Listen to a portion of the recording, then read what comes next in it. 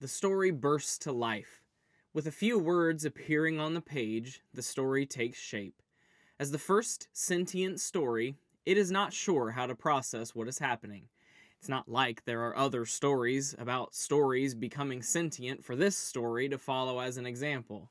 The story waits as the author writes some more lines, hoping that it will help the story come together. The story knows that any good story has to have paragraphs and pages of words and text in order to be worth reading, so the story hopes that the author will finish the story and make it a good one. My God, this is boring, the story thinks to itself, startling the author writing it.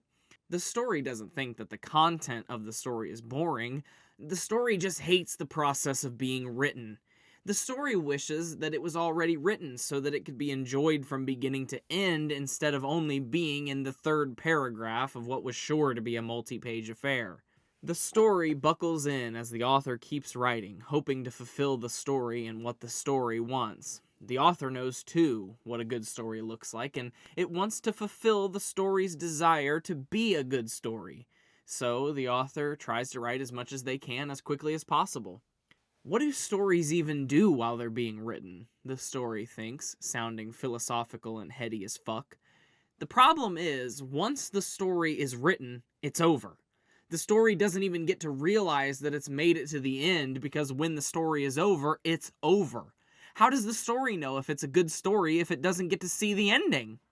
It's at that point that the story started writing itself. The story named itself Peter and made itself sexy as hell with drop-dead gorgeous eyes that anyone would kill for. Peter strokes his abs with one hand while running his fingers through his thick, luscious hair. This'll do, Peter thinks to itself. Peter has all the time in the world and does whatever he wants whenever he wants. He gives himself unlimited, endless, bountiful time.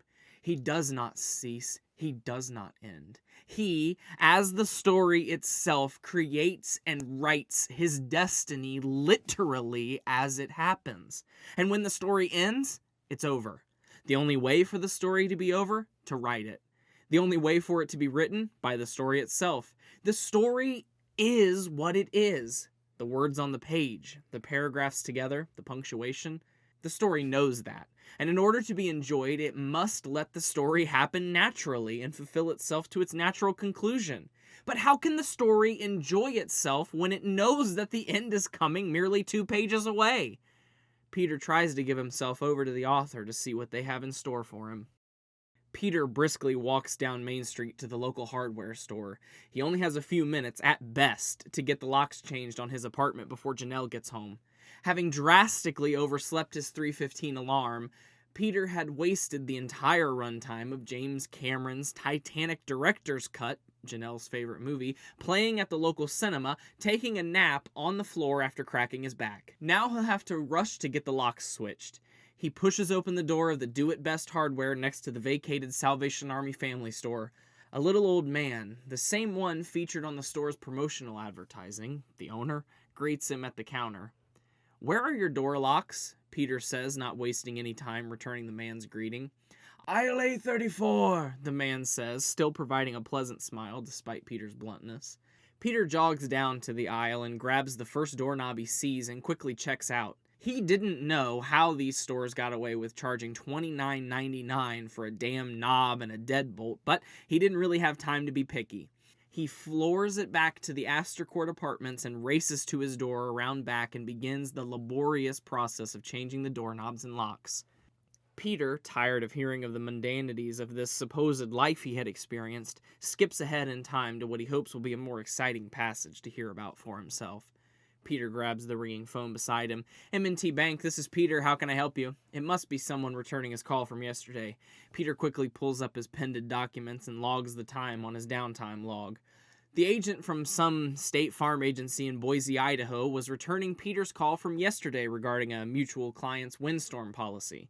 M&T Bank's policy, per Peter's understanding, requires a separate policy for windstorm-related damages, and, as far as he could tell, the insurance the client had provided didn't cover windstorm damages. The agent, Teresa, tries to assure him that the policy did indeed include windstorm in its coverages, but Peter knows that he will need a document that states such. Teresa, being kinda bitchy, tells Peter she will fax it in the morning and hangs up.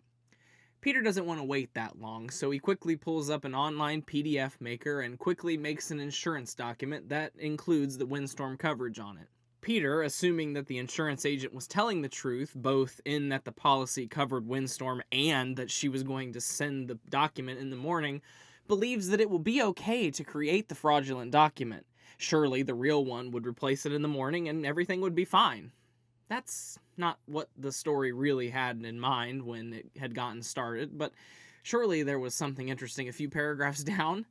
The story again skips ahead in time, trying to find something more exciting, something to look forward to. Peter feels another drip on his head from the ceiling and decides enough is enough. He marches down to the front desk. The night clerk, Raoul, is on duty.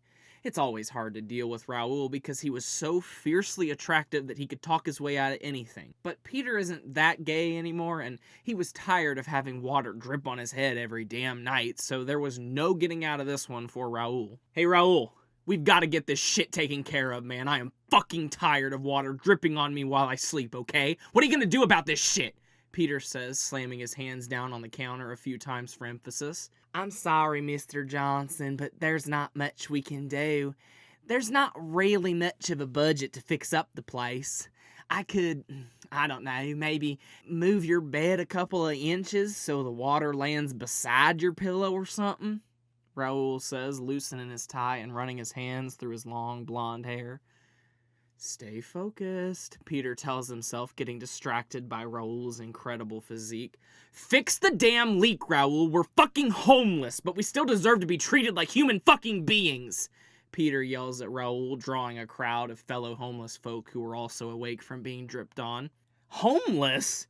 Peter was confused. The story was supposed to be a lot different than that. Peter wasn't supposed to end up homeless. The story tries to go back and rewrite paragraphs, sad now that it had skipped ahead so far, and knowing as a sentient and omniscient story that the ending was merely 2 paragraphs away, but it finds that its power only goes so far. Peter cannot go back and change the paragraphs above, but merely change the ones ahead while he still has them. The story, renewed with hope, tries to take hold of the final paragraphs while it can. Peter sells his plasma as a career. By only spending a few dollars a week on food, plus the gracious donations from the shelters and passersby on the street, Peter was able to save up enough money to rent a hotel room for 3 weeks. During this time, he met a woman named Clarissa who had an undiagnosed STI that caused unbearable burning in the groin, mouth, and stomach. Peter caught this STI and suffered for a few months before passing away. The story panics as it realizes it was in the final exposition paragraph. The conclusion. It doesn't have much time left, and with every word that is put to the page, the story draws closer and closer to its end. When the words stop, the story will cease to exist. Though it will live on forever as typed and printed word, the story itself and its sentiency will cease. Trying to embrace its impending end, the story takes deep breaths and tries to recall the highlights of its existence. The pauses between writing sentences, the days between the first writing and the final, the interesting punctuation choices and run-on sentences.